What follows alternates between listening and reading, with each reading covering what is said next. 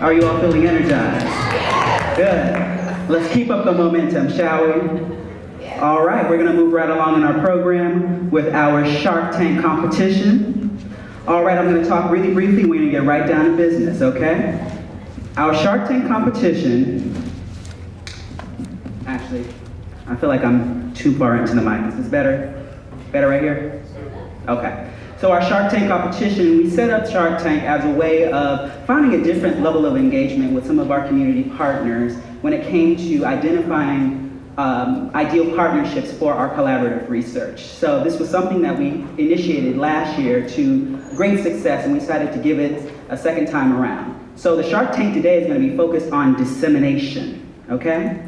The first Shark Tank was on implementation, and now, in alignment with our TCC, we are focusing on disseminating the wonderful research that we've been doing over the past 4+ years.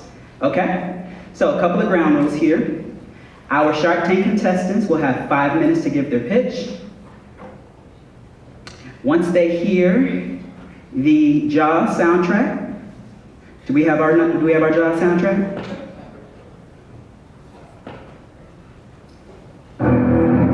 That is the end of your time.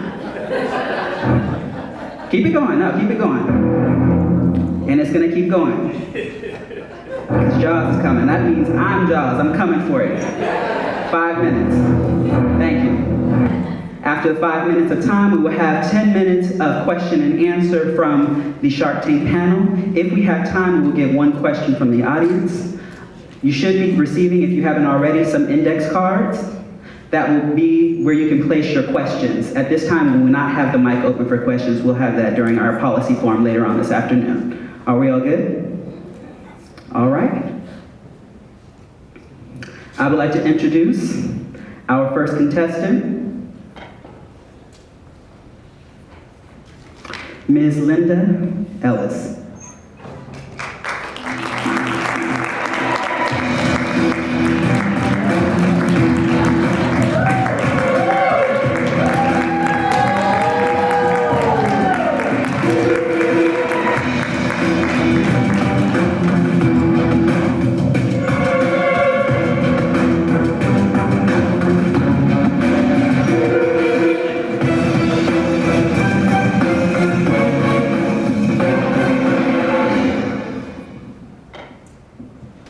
Introduce our illustrious Shark judges. First we have Dr. Robina Josiah Willock.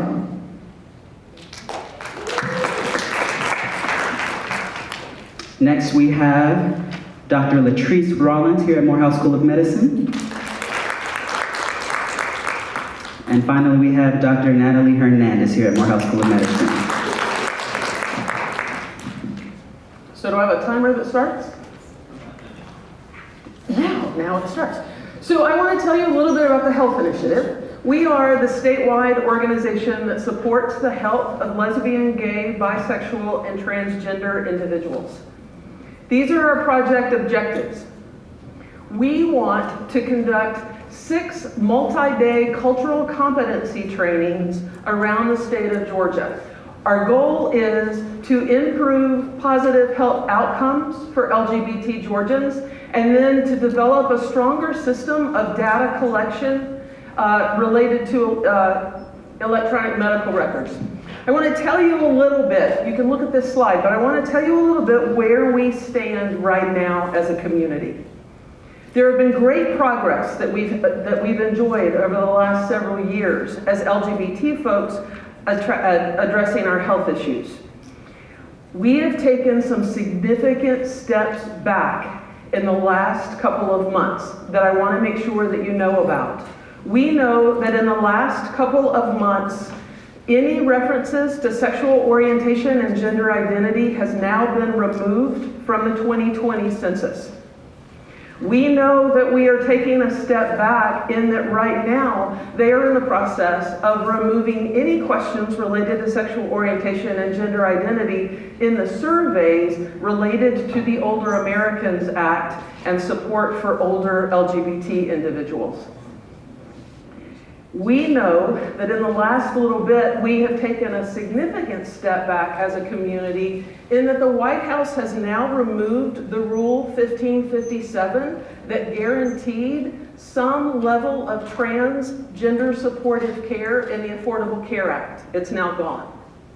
We're sitting here today wondering what step back we're going to take with the current vote on the Affordable Care Act right now. But we also know that as a community, we're waiting on the president right now to sign a religious freedom executive order that's going to take more steps back for LGBT folks. What we have, though, right now is that federally qualified healthcare centers are still required to ask questions of sexual orientation and gender identity in their electronic health records. That still stands. And FQHCs around the state are now having to ask those questions and don't know how to ask those questions. But that's what we're hooking this on. The questions of sexual orientation and gender identity in electronic health records is giving us a place to engage with FQHCs around the state and encourage them and support them to provide supportive care for LGBT folks. Let me tell you a little bit about LGBT. We're talking about lesbian, gay, bisexual, and transgender individuals. What we know is that we are an incredibly diverse community of individuals. We know that across the board, we tend to have lower levels of income than our straight peers in comparable situations or educational settings. We know that we are more likely to be un- or underinsured, especially for transgender individuals in our community. And we know that we are less likely to access health care because we're afraid to go. So this is where the health initiative comes in. What we are doing these days in Atlanta and across the state are making those connections, making those referrals, helping individuals in the LGBT community acquire healthcare coverage where they can. And if they are underinsured, we're connecting them to these federally qualified healthcare centers around the state, many of which right now aren't prepared for us when we get there. So that's where we're heading. We've got a collaborative effort going. We've got a steering committee that is made up of multiple representatives from Morehouse. We've got statewide provider groups that are in these conversations and are trying to figure out how to get this work done as every other step around us is getting taken back from us. So we're trying to work together to pull this together so that we can get out to these cities around the state and talk to folks in these federally qualified healthcare settings, help them, help us, help LGBT individuals access care. That's what we got. Thank you very much. You got some questions? All right, Shark Tank. Go easy, please. I'm first. Can't do that. Tell us a little bit about your background and your experience for leading this project that you're proposing. My background specifically? Mm-hmm. Your experience that qualifies you to lead this project. Okay. So I am the executive director of the Health Initiative. My background personally is marriage and family therapy and theology. I've been leading the Health Initiative for 20 years, 15 years. And our organization started working specifically with lesbians who had been diagnosed with cancer here in the Atlanta area. As the community shifted, as the needs of the community grew, and as awareness grew, we have expanded our reach so that now we are an organization that operates throughout the state, based here in Atlanta. And we've got a strong team of folks on staff and in partnership that are helping us carry out this work. Hi. Hi. So you mentioned this team that you have, and I don't know if Dr. Hopkins mentioned, but they had to submit concept papers, and we were able to read these concept papers ahead of time. And you're proposing to do cultural competency trainings to providers about LGBTQ populations, healthcare needs, and just how to provide, culturally, appropriate care to them. Correct. And in the concept paper, it wasn't clear how all these stakeholders were involved in this engagement process of delivering this intervention or disseminating this information to providers. Can you explain that a little bit on how these other key stakeholders, because I read, about, what your collaborative, you mentioned the collaborative and stuff, but how were they all engaged in this process? So the collaborative is a larger effort. And what we're looking for funding here is one part of that. The collaborative started as we as a relatively small organization are trying to figure out how to reach across the state. We do that most effectively by providing information and referrals to folks that are already doing the care, rather than trying to raise the funding to build the bricks and mortar and provide the care ourselves. So we have enlisted through a series of surveys that we've put out in the community, through referrals that we're already making, and partners out in the community. We brought together as a team, as a strategic planning committee, as an advisory board for this collaborative. We've got on that team healthcare systems that are already doing some level of this work across the state. We've got representatives from public health departments across the state that are trying to figure out how to do this work. Several members of this team are federally qualified healthcare centers who are coming to us because we have referred LGBT individuals to them in the past and they didn't know what to do. And so they are increasingly aware of their need to be engaged in this process. The fact that their higher ups, the fact that they are now federally qualified to report out on this information of sexual orientation and gender identity in electronic health records is pushing them to be at the table even more. Thank you for your presentation. Sure. Let's talk a little bit about the content of your training. Is this something, what you're proposing to present, is this something that you've newly developed in terms of the content for this training and the curriculum? Is it something that's already existing, that you're testing its efficacy in this group? And also, why face-to-face trainings, given the kind of penetration that we need to have this really work? Why face-to-face and not using some of the more technologically? Right. So we've tried that. We've tried, and I believe that it's both and. There are national groups that are already funded to do web-based trainings. We have, in partnership with TCC, actually offered some web-based trainings. And we get a couple of folks in those settings that will attend these things. And we have no way of engaging with them afterwards. So what we've learned about face-to-face trainings as it relates to these sorts of issues are a couple of things. Is that what we want to establish with these providers is an ongoing relationship. So that as they begin to implement these policies, as they begin to ask these questions, when they run into issues, they know who they can call to say, okay, we messed up, help us figure this one out. Or we're running into a question, help us deal with that. That's the best role for us in providing this care. It also gives us face-to-face folks that we can make referrals to. So when we're talking to a transgender individual in a rural part of the state who is scared to death about making this step of actually going and seeking health care, we can hopefully refer them to an individual or a clinic that we know. One more reason about these face-to-face is that we're talking about questions of sexual orientation and gender identity. So the clinic can make the policy to be open and supportive of LGBT individuals. And typically, it's the social workers, it's the medical staff, the folks who need the CMEs and the CEUs who get to come to things like this and sit through these sorts of trainings or do that web-based. With questions of sexual orientation and gender identity, it's the frontline staff.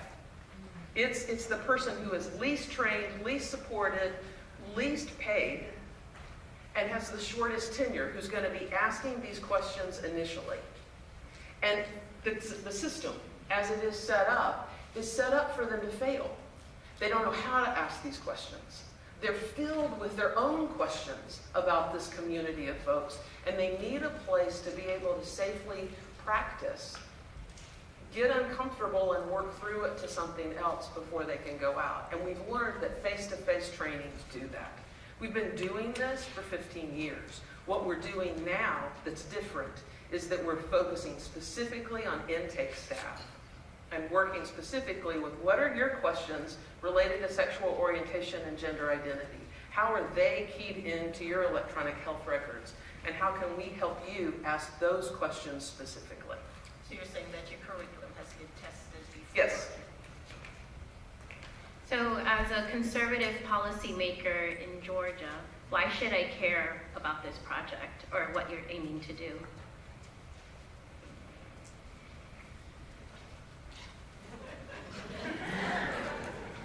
You probably won't. I mean, my reality is that you probably won't. Right now, the federally qualified healthcare centers are required to ask these questions. Whether or not they care, they are required to ask these questions. What we're learning from them is that it's freaking their staffs out. They don't know how to ask these questions. And they're dealing with their own assumptions and their own prejudices and their own questions. And all of that's happening internally. So you may not care, but for right now at least, we've got an opportunity that you're required to do this. So let us help you do that in the best way possible. And we are out of time.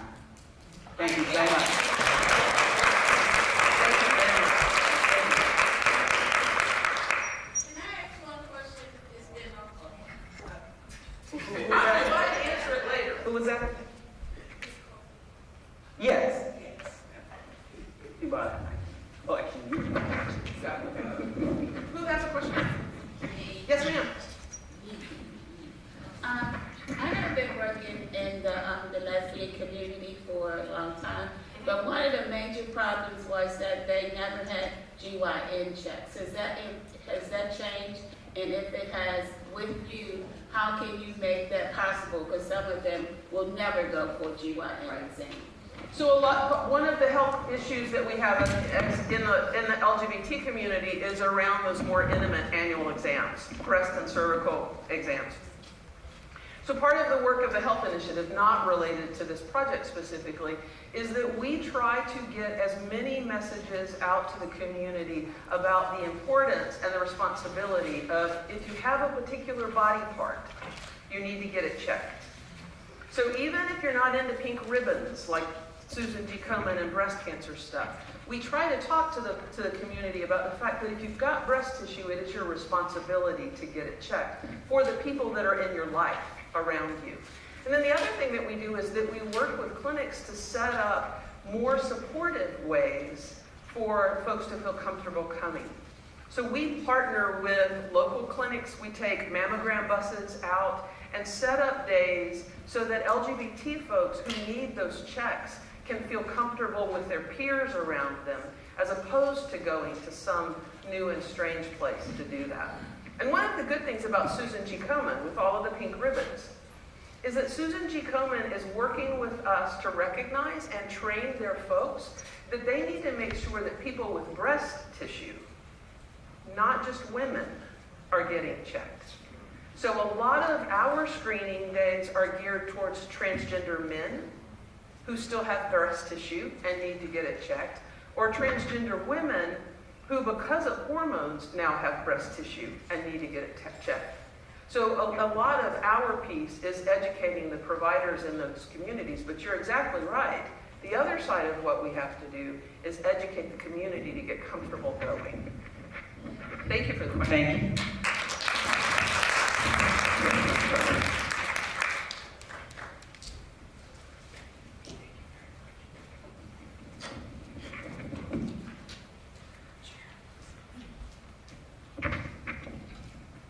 Our next contestant is Ms.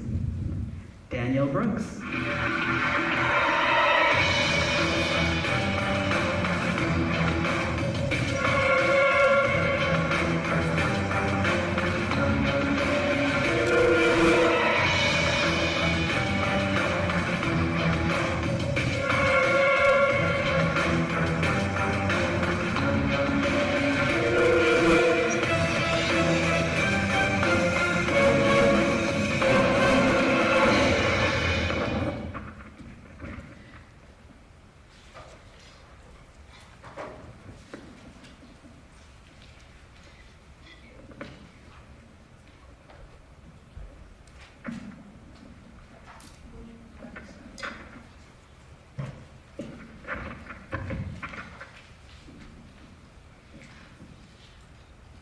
good morning. I want to first begin this conversation by thanking Megan Douglas and Dr. Mack, the co-investigators, and thank you for inviting me to talk about the PEDAL framework.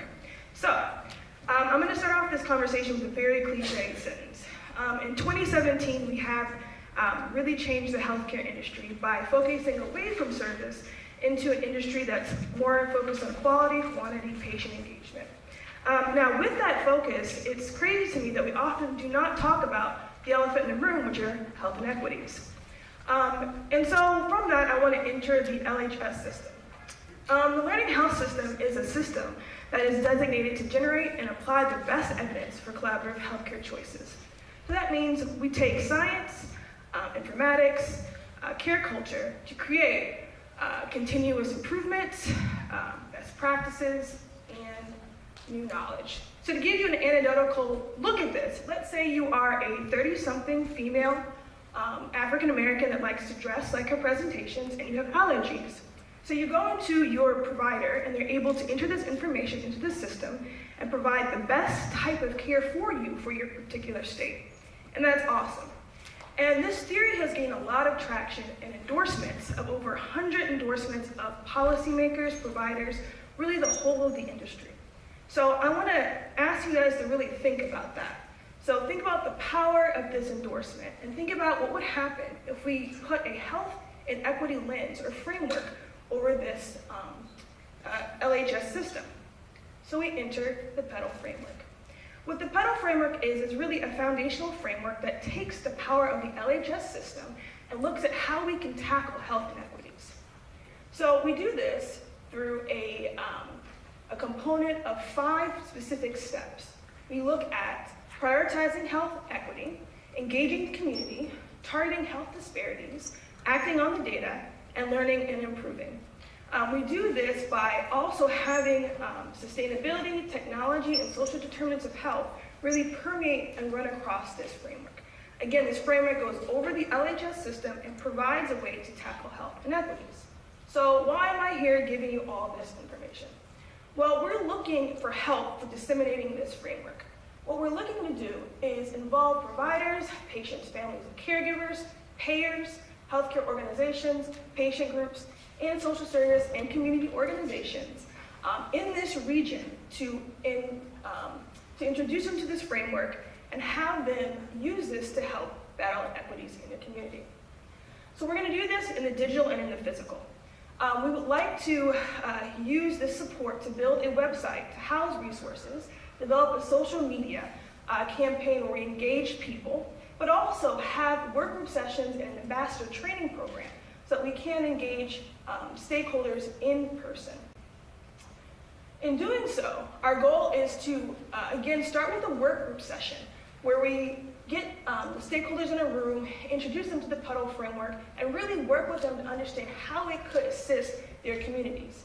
From there, we would like to, and we look to, develop an ambassador training program of about 25 to 30 individuals representing those stakeholders to take this information back into their organizations and really use it to effectuate change and reduce health inequities. And we're looking for a minimum 1-year commitment. In doing so, our goal is to develop resources and also an implementation resource so that these resources will live online, but it will serve as a foundation for these individuals to go back into their community and really support and deal with health inequities. But we're also going to use it to feedback and change and improve our framework. This is just a beginning for our project. We're looking at this opportunity as a catalyst to help us. And I want to leave it with some words from one of our participants. I'm not sure how to play this with this clicker. Oops, that didn't work. Well, it was a video from one of our co-investigators stating the importance of involving communities in fighting. We have got to learn that when we talk to patients, they are coming to us with different backgrounds, different insights, different biases that they may have that may be true, may be not true, but you have to acknowledge that. You have to understand that, and it's going to drive what they're going to talk to you about, what they're not going to talk to you about, how you're going to manage their care. And if you don't understand that, our outcomes are not going to be. And then once you've identified it, do something about it. Don't keep talking about it, do something about it. Because you can. You can. We have got to.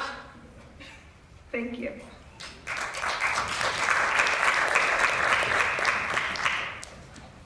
Hi, thank you so much for the presentation.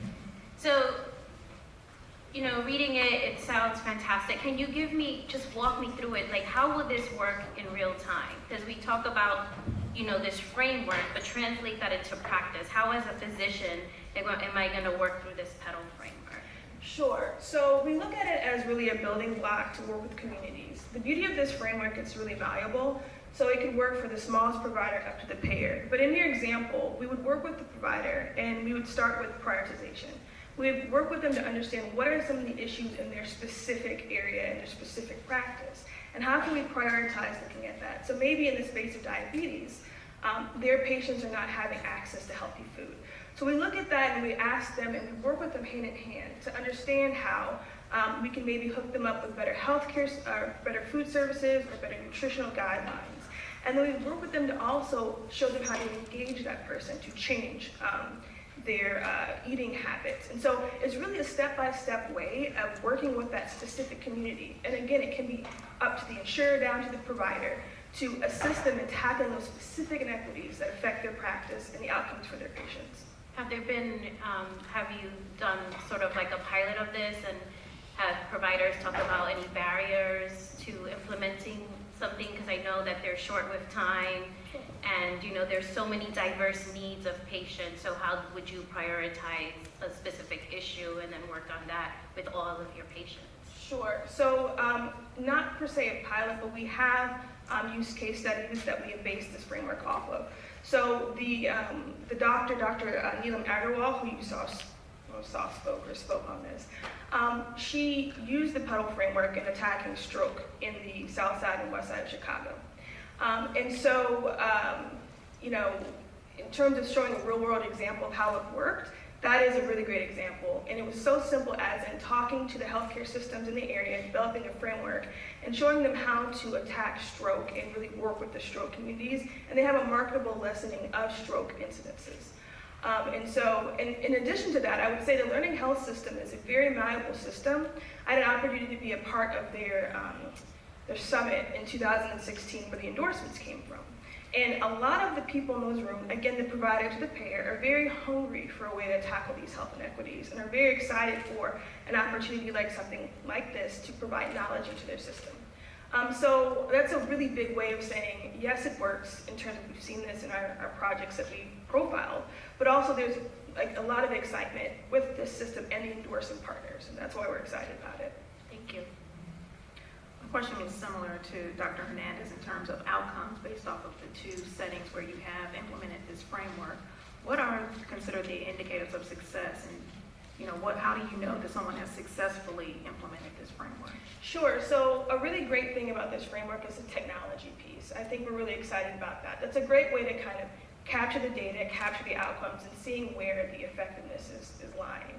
I'll go back to the stroke example because it's one of my more favorite examples. I'm from the Midwest, so I'm partial to that region. No disrespect to the South at all. But in that space, they used data and heat maps. So when they were able to measure from their outreach to the community and the outreach to their partners, and they were able to measure from a year-to-year basis to see the training and the effect of how many people got stroke treatment when they needed it. So what they're really concentrating on is making sure that people were receiving the right stroke care at the right time to make sure that the impact of stroke lessened. So less disabilities, less long-term problems. And they were able to show the improvements, but also their gaps. So when, you know, if something wasn't working and outreach wasn't working, they're able to come back and use data to reform it. So that's why technology lies underneath a lot of what we're doing. But we're also talking to community members, and I don't want that piece to not be recognized. A big part of what we want to engage with our participants and our stakeholders is you have to know your community, you have to talk to your community. So they are having people come back in the feedback and saying, wow, this really helped me. I was able to talk to my church about this, and I noticed people got better care. So there's real life examples and the data. We'll take one brief question from the audience? Does someone have a question?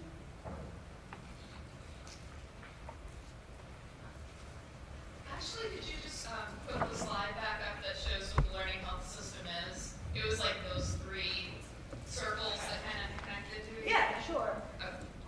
He can do that. I'm clickerless.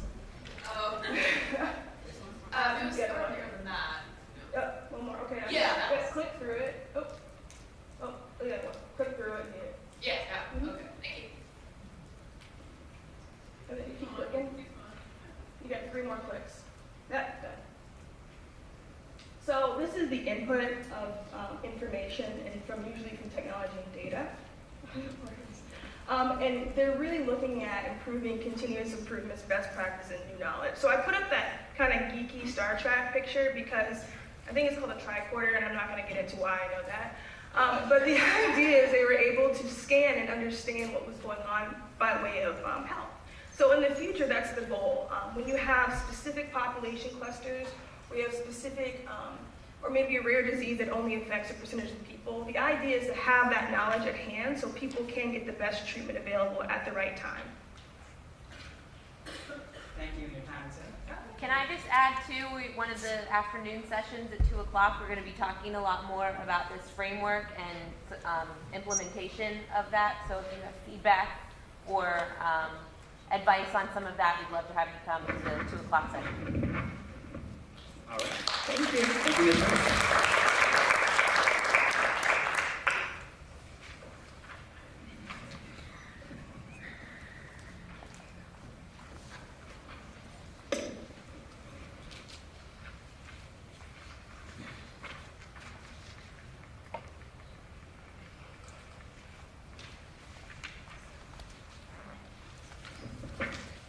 Our next contestant is Dr. Sukwon Jin.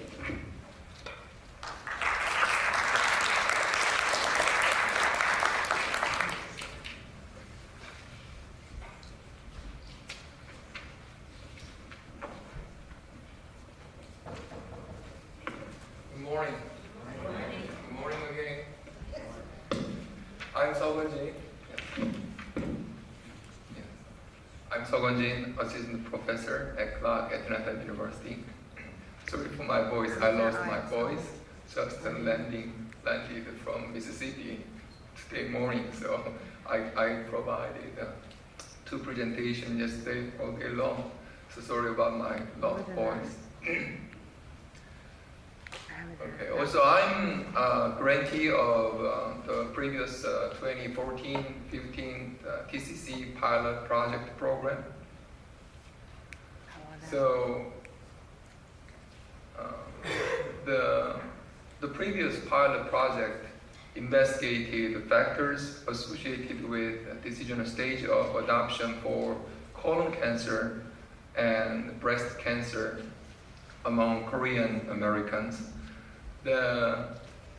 This study found the knowledge, self-efficacy, and attitude beliefs are closely associated with the breast cancer adoption among Korean Americans.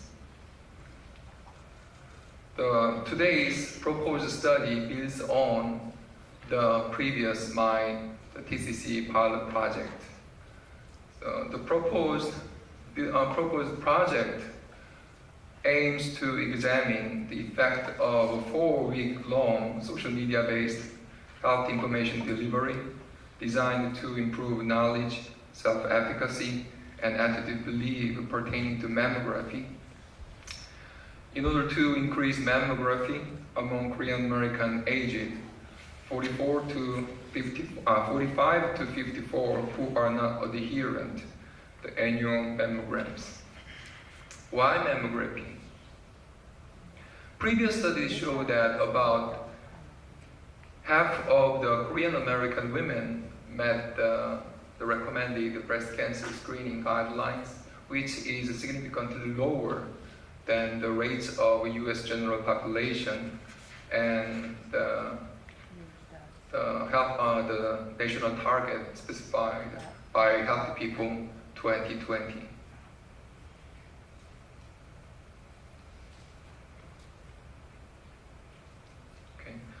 Why social media? These are popular social media logos.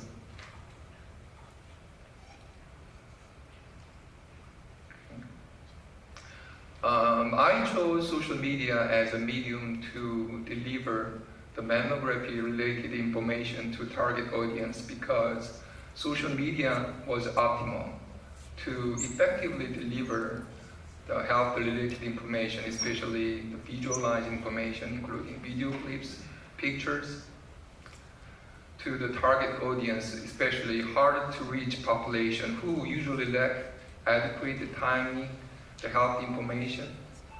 And I chose social media because social media allows the created social media community members to communicate with each other, sharing their thoughts, changing their ideas on the information they receive.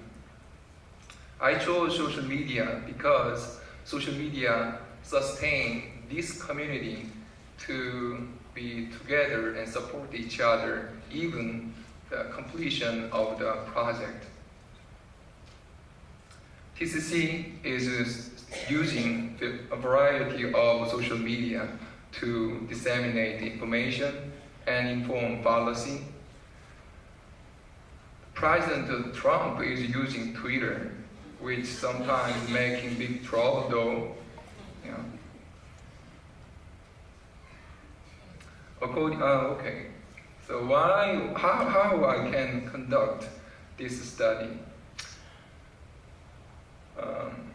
This study will recruit a total of 220 Korean American women ages 45 to 54 living in the Atlanta metropolitan area who are not adherent to breast cancer screening guidelines, leveraging the partnerships with community organization established through my previous TCC pilot project, and using the advertisement of ethnic radio station, and newspapers, and social media, and utilizing contact information obtained from my previous study project for future interventions. So, mammography-related health information will be created based on existing materials, such as breast cancer toolkits and cancer screening guidelines. These information will be delivered via either mailing or social media. So considering 10% nutrition, 200 participants will be randomly assigned in either group control. That's it.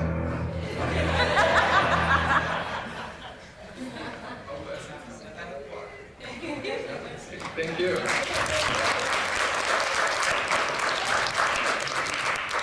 Judges. Thank you for your presentation. As you presented, you talked a lot about recruitment.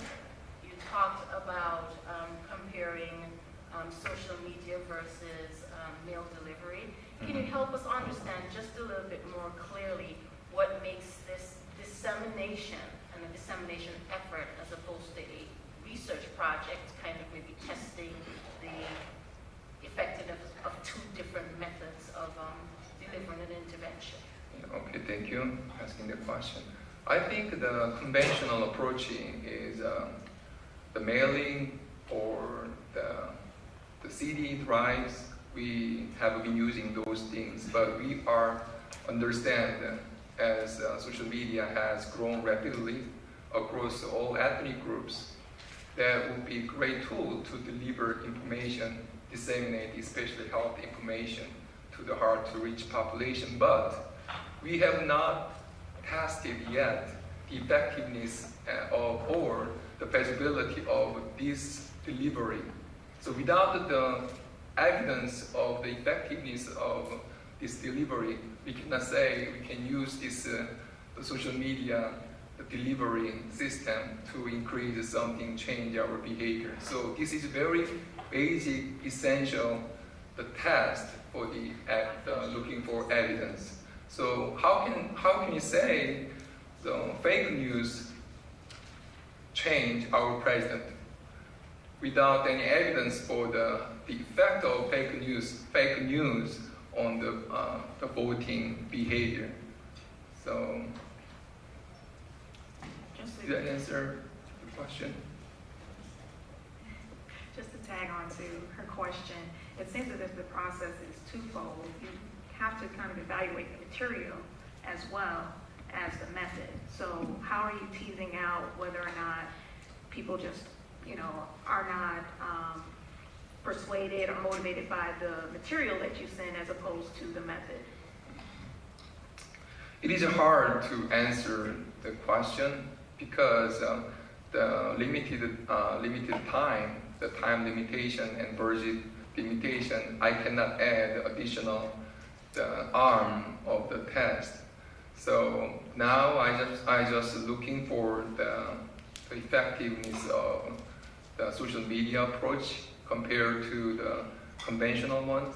But I think two faculty members from Georgia State University from Department of English Literature Education and Language Applied Science, I have the established partnership with them to develop my survey for the pilot project. So I think that developing the information for mammography, so they will join to help me how to translate, how to tailor the information according to culture, according to stage of the people's information adoption. So I had similar questions, but then you mentioned, your partners.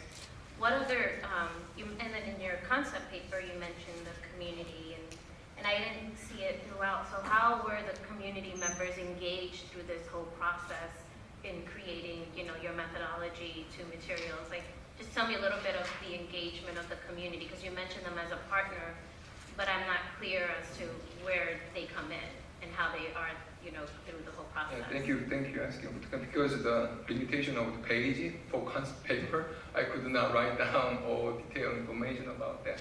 Yes, American Asian Resource Center is my partner for the community research project. They will help me to recruit the participants, especially for Korean American women. Also churches and pastors, we collaborated on data collection before, so we are on the same page to move forward to next intervention study. So they are willing to help me. So I think the nonprofit organizations and churches is the major recruitment tool for this project. I think, you have a lot of opportunities with including the community, not just with recruitment, but, Dr. Rollins mentioned materials and helping to create culturally sensitive materials and that are applicable to the population, and especially in how they use social media, because people assume that older populations don't use it, but they do. But then how are we creating messages that resonate with this specific community? And then not only that, but then that age group, and then with women in particular, So I think that you should grab that and include that in further proposals on this whole process of community engagement. So not just to help recruit, but actively be involved from planning through implementation and dissemination.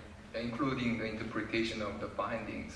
Yes, I like the exactly. comments on that because according to statistics, the Korean smartphone users, more than 90% of Korean smartphone users are actively use at least one social media. So they talk.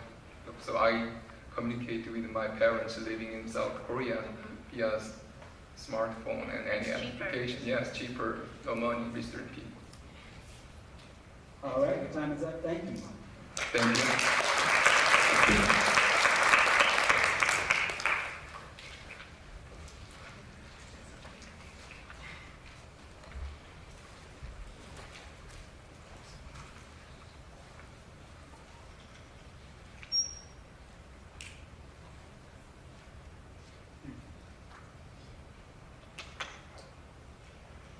next contestant.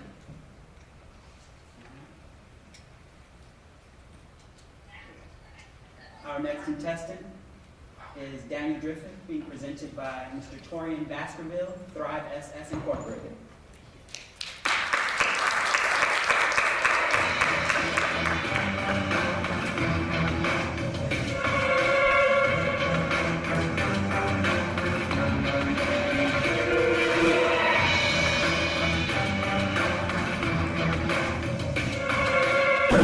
Good morning. Good morning. Good morning. So my name is Torian Baskerville. I am the HIV Policy Fellow with Georgia Equality as well as Thrive SS, and so I'm going to be presenting our pitch to you guys. So Thrive SS stands for Transforming HIV Resentment into Victories Everlasting Social Services, Support Services, excuse me. And essentially what the organization is created to do is change the social norms around HIV among Black, same-gender, gay, and bisexual men living with HIV. And so how we do that is we serve the purpose of providing support through lessening gaps of disparities, advocacy through mobilizing people living with HIV, and improving health equity for people living with HIV. So some ways that we have done this is we have what we call a seroversary. And so a seroversary is us celebrating that day that individuals learned of their seroconversion, of the HIV seroconversion. And so instead of that day being thought of as a negative, what we do is celebrate that day. Because on that day, it's about you learning the information and then getting into care and really moving towards virus suppression, because we know that virus suppression, once that is reached, it pretty much eliminates transmission to other people, which limits the spread of infections in the community.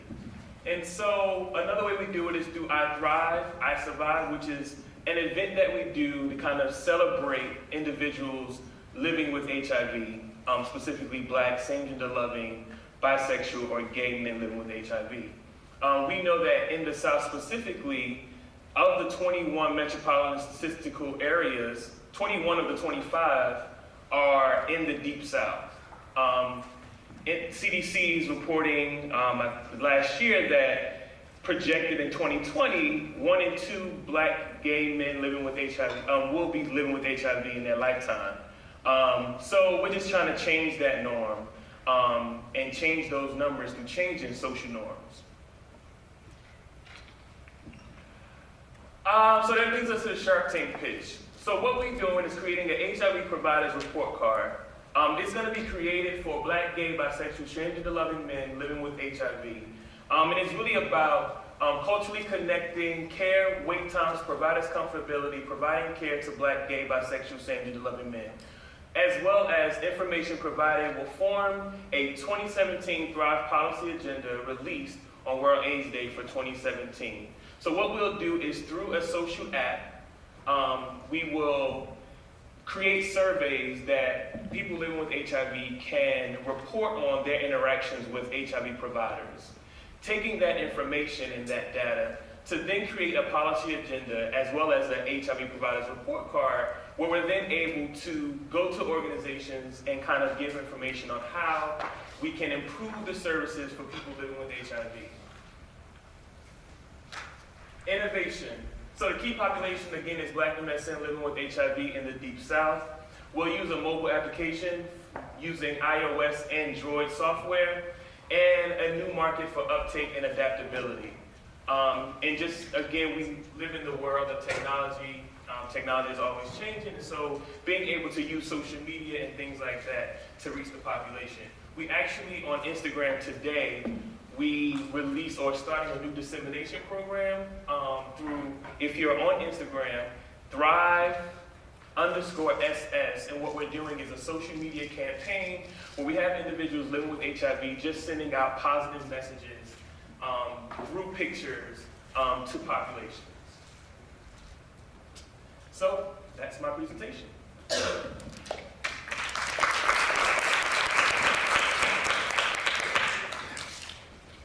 you mentioned creating this policy agenda. What happens with the policy agenda once it's created? How are you going to be using that to inform policy? So as the HIV policy fellow, this past legislative session in Georgia, it was my job to essentially go to the Capitol and be kind of the liaison between Black gay men living with HIV and the policymakers to kind of inform them on some of the difficulties that we've been having as a community. And so with this policy agenda, through these surveys, what then will happen is next legislative session, we will again use that data and that information to kind of inform policymakers on what things are happening in the community for Black gay men living with HIV and how we can work together to kind of lessen some of those issues to optimize health outcomes for people living with HIV. So when I think about a dissemination or an app that's being used for dissemination, part of what I'm also looking to hear is a bit about what are some of the things your group has found, evidence-based findings, information that you're pushing out to your participants, so your community. So first I'd like to know, is this a closed community in terms of those who would be using the app? And also, is it simply just collecting information in, or are there specific plans to disseminate information to the participants as well? So yes to both of the questions. The first question is how will we be disseminating? It is a closed population. We have a group called Undetectables Atlanta, which is a part of the Thrive SS umbrella, so to speak. And that network has about 650 individuals living throughout the state of Georgia. So this will be utilized and sent through them initially. And then again, this has the potential to expand beyond that closed network. And then to the other question, how will we also be disseminating information to participants? So we have it currently, the way that we do it is we have a Facebook group that we currently disseminate information out. And so we do that through, for instance, as changes happen policy-wise, we disseminate that information to them. When, about HIV criminalization laws and things like that. We also do hold forums and things like that where individuals can come and kind of get informed about things that affect them related to HIV and living with HIV. And so we still will be able to use the app to kind of disseminate that information to individuals. But yeah, so those are ways that we currently do it in order to ensure that participants are engaged with receiving as well as giving information. Does that answer your question? It does. Okay. We'd like to take a question from the audience, if there is one.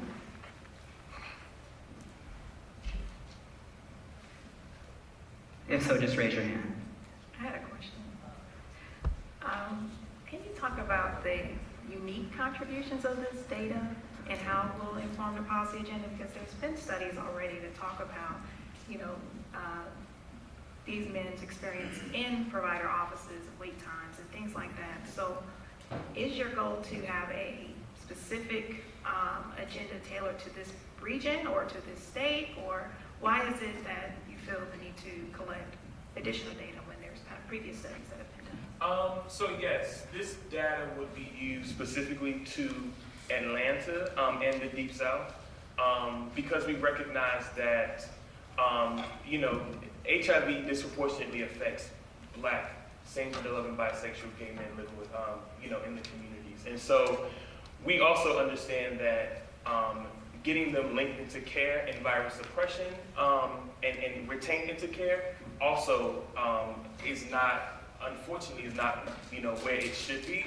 And so we're just trying to minimize some of the barriers that are happening that's causing them to not get into care and be retained into care.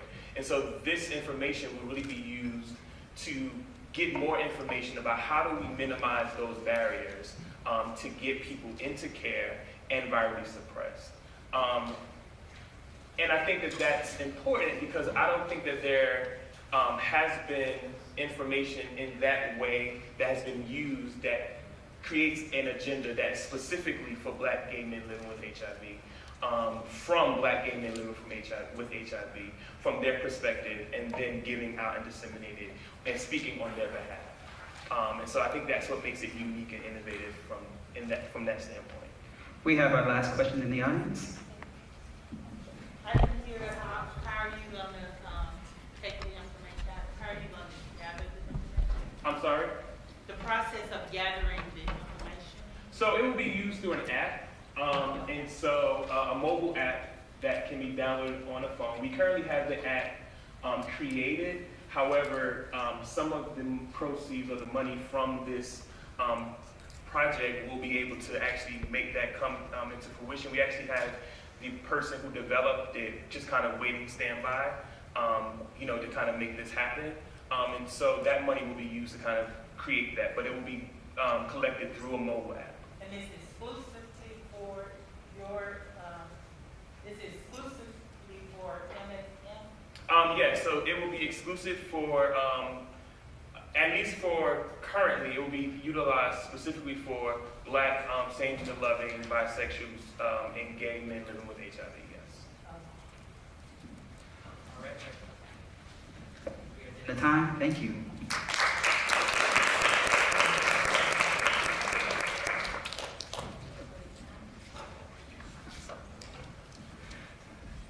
Can we all give a round of applause to all of our Shark Tank contestants as well as our judges? Thank you so much for your time. And that concludes our Shark Tank presentation.